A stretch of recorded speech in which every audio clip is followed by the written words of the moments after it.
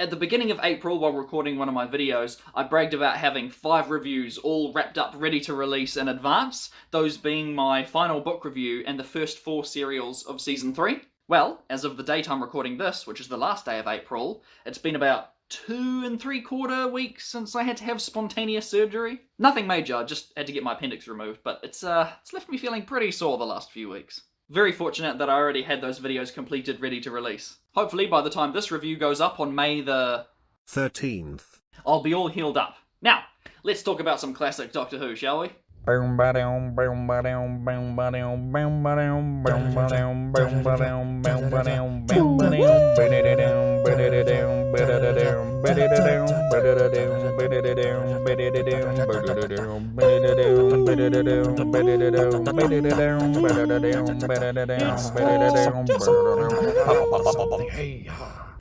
Oh, I can feel myself going rusty. Before we begin, this serial contains a lot of themes that could theoretically make for a really interesting deep dive, analysis, retrospective kind of video. Heck, there have apparently been several case studies written on this one over the years. But personally, I don't really want to go into any of that sort of thing. I just want to enjoy it as like a piece of classic science fiction. Cool? Great! So, The Massacre of St. Bartholomew's Eve, or just The Massacre, is the 5th serial from the 3rd season back in 1966. It stars the Doctor, along with Stephen, the sole companion of this story, which I thought would create a different sort of dynamic, but the Doctor barely features in the story anyway. Oh, and if, like me, you were wondering if there would be any emotional repercussions after the climax of the previous story, The Daleks' Master Plan, nope.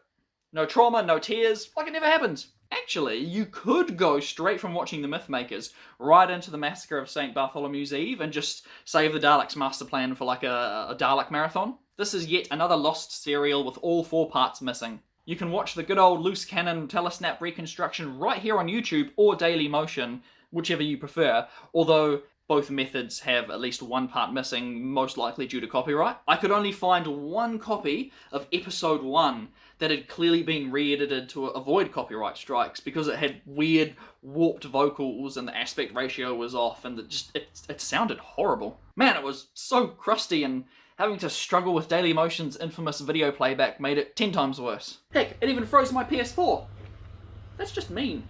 There was a fan-made 3D animation reconstruction up on Daily Motion as well, which, despite the easier method of watching the telesnap version on YouTube, I do still recommend this animation because this serial in particular has a lot of examples of extended sequences with no dialogue where it's just sounds, so having that animation is really nice to fill in the blanks. It's obviously a no-budget fan project that looks like someone just modded The Sims or RuneScape, but, you know, it does the trick. Anyways, I knew absolutely nothing about the events depicted in these episodes, and to be frank, the story's not exactly beginner-friendly, so I was quite confused to start with. So, if you do choose to watch this, I recommend keeping the Wikipedia article open close by. The story is a bit hard to talk about because it's pretty much just a retelling of the actual historical events, only with Stephen running around amongst it.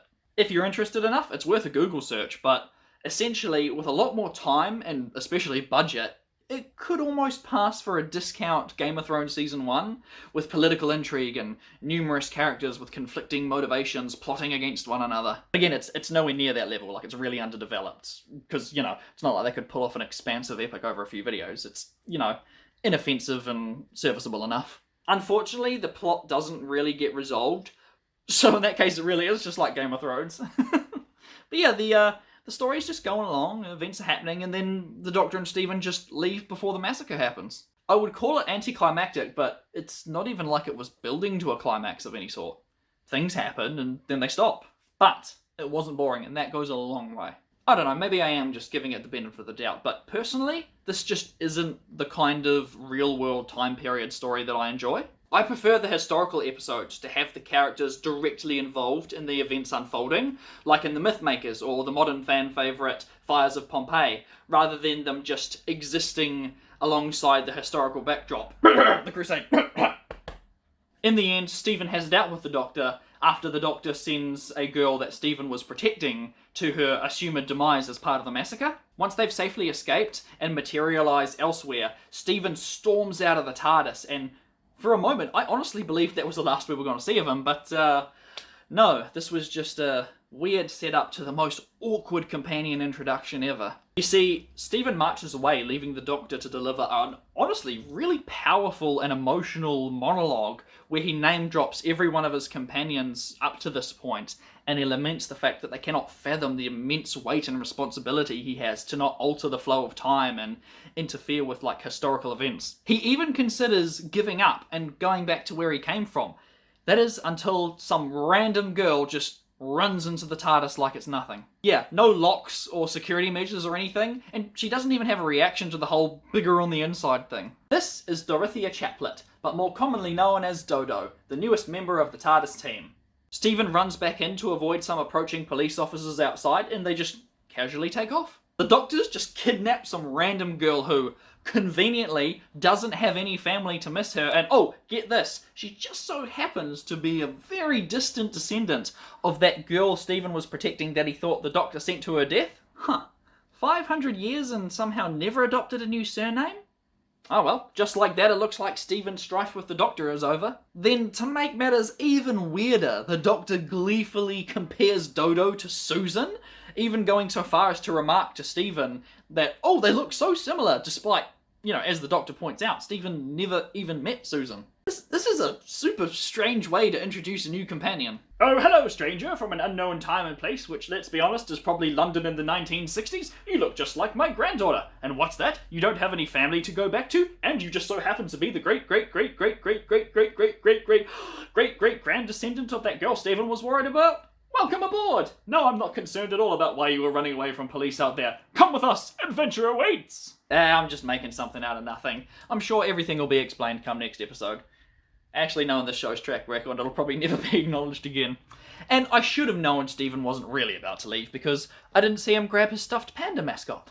And now for some rapid-fire useless trivia. William Hartnell plays a different character in this story for some reason. It's so random and unexplained, and he acts the exact same way as his portrayal of the Doctor, which leads to genuine confusion from both the characters in the story and most likely the viewers watching as well.